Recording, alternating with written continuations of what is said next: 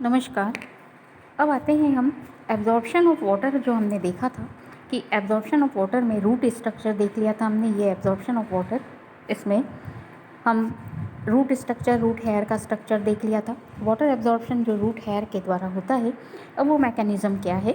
तो जो पूरी मैकेनिज़्म है वो दो दो तरह से क्रैमर के द्वारा दो तरह से, क्रैमर ने 1949 में दो तरह से मैकेनिज़्म की मेथड्स बताई हैं। दो मैकेनिज़म्स हैं, एक है एक्टिव एब्जॉर्प्शन और दूसरी है पैसिव एब्जॉर्प्शन ऑफ वाटर।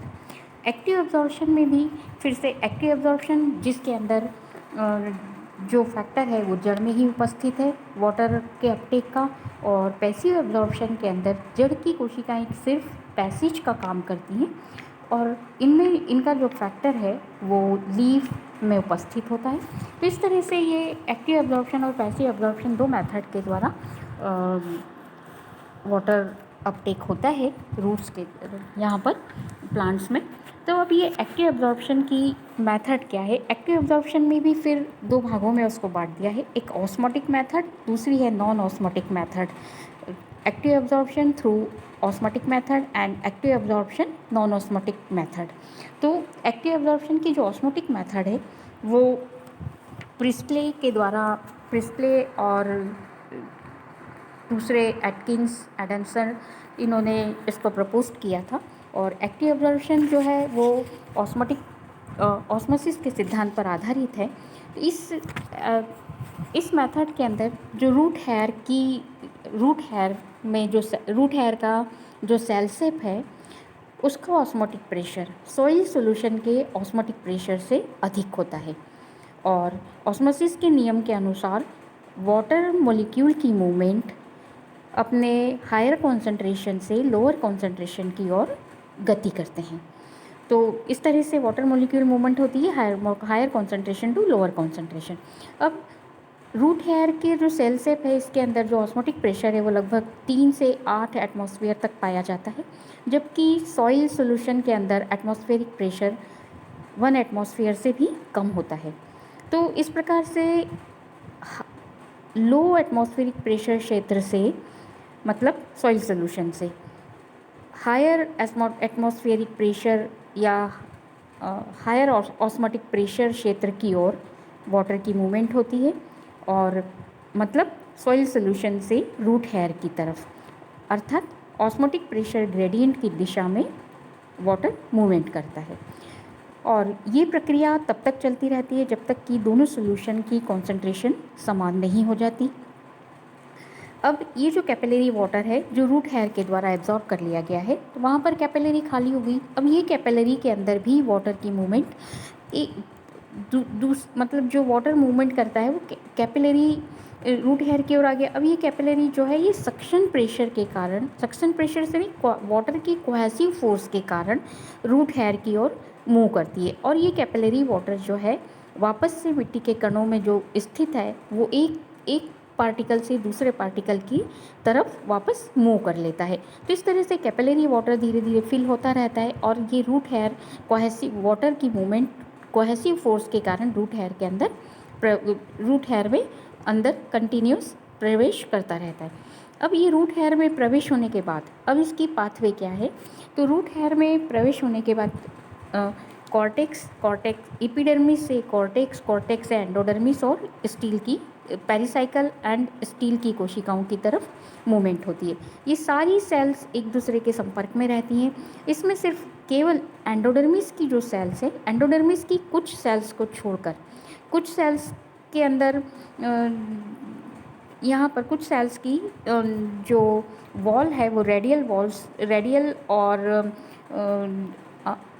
जो इनर वॉल है उसके अंदर कैस्पेरियन स्ट्रिप्स पाई जाती है, जिसमें सुबेरिन और लिग्निन की स्ट्रिप्स पाई जाती है जो कि वाटर के लिए परमिएबल नहीं है।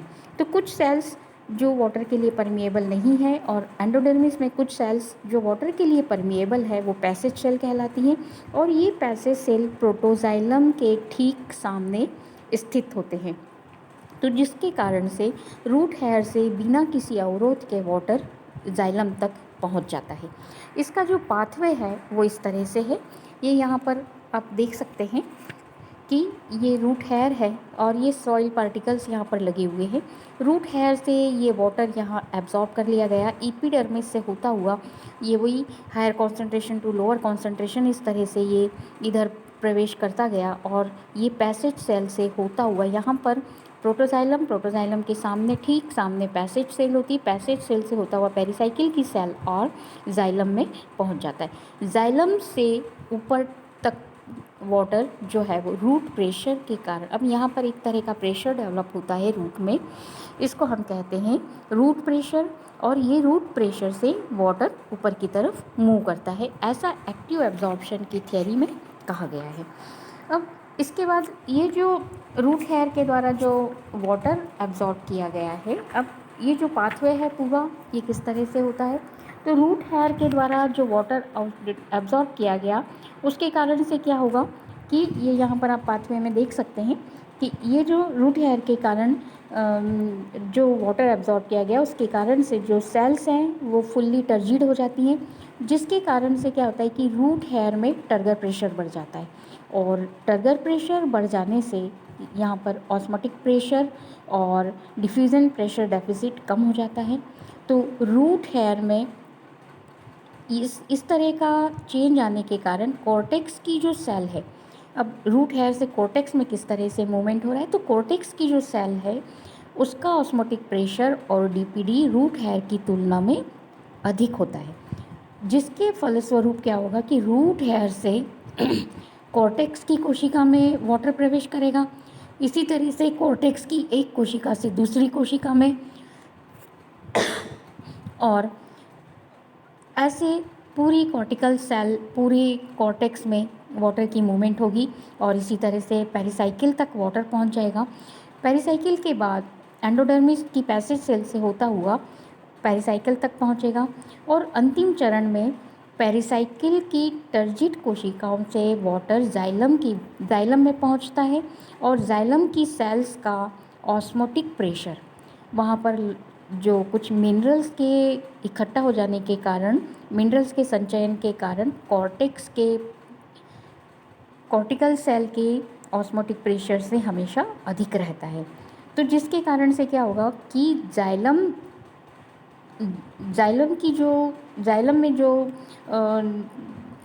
की ट्रैकिट्स की जो मतलब जो वॉल है वो नॉन इलास्टिक होने के कारण यहाँ पर टर्गर प्रेशर शून्य होता है, और सक्शन प्रेशर इनका जो सक्शन प्रेशर है वो पेरिसाइकिल की सेल के सक्शन प्रेशर से अधिक होता है, तो जिससे पेरिसाइकिल से जाइलम की वाटर जो है वो पेरिसाइकिल से जाइलम की कोशिकाओं में इस तरह से प्रवेश कर जाता है। तो जाइलम में प्रवेश करने के बाद रूट की जाइलम में एक प्रकार का प्रेशर उत्पन्न होता है जिसको हम रूट प्रेशर कहते हैं, और जाइलम की वाहिकाओं में जल ऊपर की ओर इसी रूट प्रेशर के कारण ऊपर की ओर बढ़ता है, और अधिकांश पौधों में रूट प्रेशर केवल तभी उत्पन्न होता है जब मिट्टी में समुचित मात्रा में वाटर उपलब्ध हो, और आर्द्रता के कारण वाष्पोत्सर्जन यदि कम होता है, और वैज्ञानिकों का ऐसा मानना है कि जो रूट प्रेशर को बनाए रखने के लिए जाइलम की वाहिकाओं में सेलसेप की समुचित कॉन्सेंट्रेशन बनी रहनी चाहिए, जिससे कि वाटर सदैव हायर कॉन्सेंट्रेशन के घोल से अधिक कॉन्सेंट्रेशन के घोल की तरफ विसरित होता रहता है। तो ये पूरी मैकेनिज़्म है यहाँ पर, ये इसका पाथवे है, ये इस तरह से ये वाटर के मॉलिक्यूल कॉर्टेक्स से होते हुए रूट हेयर से होता हुआ वो कॉर्टेक्स से होता हुआ ये जाइलम सेल्स तक पहुँचता है। इसके बाद जो ये तो हो गया इसका एक्टिव एब्जॉर्प्शन ऑस्मोटिक थियरी। अब जो इसकी ये पाथवे है पूरा ये यहाँ पर इस डायग्राम में बता रखा है, ये पाथवे रूट हेयर के बाद कॉर्टिकल सेल्स 1 देन 2, फिर पैसेज सेल, पेरिसाइकिल, जाइलम, और आगे तक फिर ऊपर की तरफ वाटर पहुँचता रहेगा। इस तरह से ये पूरा पाथवे है, ये प्रिस्टले और एटकिंस के द्वारा बताया गया ये पाथवे है इस तरह से। इसके बाद एक्टिव एब्जॉर्प्शन की जो नॉन ऑस्मोटिक थियरी है वो इस तरह से है कि एक्टिव एब्जॉर्प्शन जो है यहाँ पर पौधों में जो कॉन्सेंट्रेशन ग्रेडियंट कभी कभी विपरीत दिशा में भी होता है। तो मतलब मिट्टी के घोल में जो सॉइल सॉल्यूशन है उसका ऑस्मोटिक प्रेशर सेल शेप के ऑस्मोटिक प्रेशर से अधिक हो जाता है। तो जिससे क्या होगा कि वाटर का अवशोषण, लेकिन तब भी वाटर का एब्जॉर्प्शन तो होगा।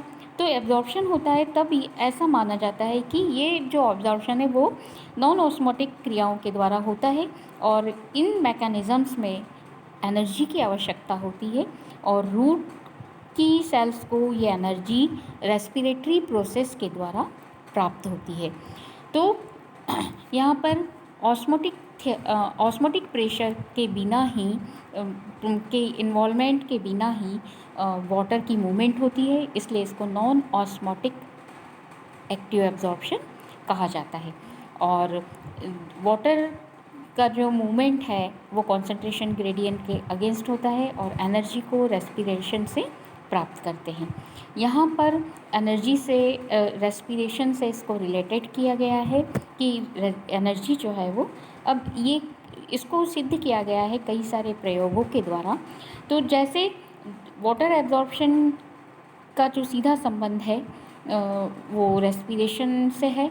कई फैक्टर जैसे कि लो टेम्परेचर, ऑक्सीजन की कमी, कुछ इनहिबिटरी सब्सटेंसेस जो रेस्पिरेशन की प्रोसेस को कम करते हैं, वो प्लाज्मा मेम्ब्रेन की परमिएबिलिटी को भी कम करते हैं, जिसके फलस्वरूप क्या होता है कि जल का जो मूवमेंट है वो उसमें अवरोध उत्पन्न होता है, या जल का जो मॉलिक्यूल का विसरण है एक सेल से दूसरी सेल में, उसमें अवरोध उत्पन्न होता है, और जल का एब्जॉर्प्शन, वाटर एब्जॉर्प्शन कम हो जाता है। इसके अतिरिक्त दूसरे कारक जैसे जाइलम की वाहिकाओं में सॉल्ट एक्यूमुलेशन को भी रोकते हैं, जिसके कारण से उनका ऑस्मोटिक प्रेशर कम हो जाता है। तो इसमें जो परासरणी क्रिया जो है उनके द्वारा अवशोषण नहीं होता है। ऐसा इस थ्योरी के द्वारा कि कई जैसे प्लांट हार्मोन है वो स्टिमुलेट करते हैं, जैसे ऑक्सीन ये स्टिमुलेट करते हैं नॉन ऑस्मोटिक एक्टिव एब्जॉर्प्शन को। तो इस तरह से ये नॉन एक्टिव ऑस्मोटिक एब्जॉर्प्शन होता है। इसके बाद आते हैं हम जो अगली थ्योरी है पैसिव एब्जॉर्प्शन, जिसको कि काफ़ी मान्यता मिली है, और इसी थ्योरी के आधार पर आगे एसेंटॉप्सेट की थ्योरी भी चलती है। तो जैसे कि हमने कहा कि पौधों में, हमने इस शुरुआत में कहा है कि जो फैक्टर है ट्रांसपायरिंग, जो फैक्टर वाटर एब्जॉर्प्शन का है वो लीफ में प्रेजेंट है। तो पौधों में ट्रांसपीरेशन तेज़ी से होता रहता है, उस समय जो एब्जॉर्प्शन है वो रूट से ना होकर ट्रांसपायरिंग सरफेस से होता है, सरफेस में होता है। इस प्रकार का जो एब्जॉर्प्शन होता है उसमें रूट जो है वो नॉन एक्टिव, निष्क्रिय रहती है, सिर्फ एक वाहक का कार्य करती है, जल के वाहक का कार्य करती है।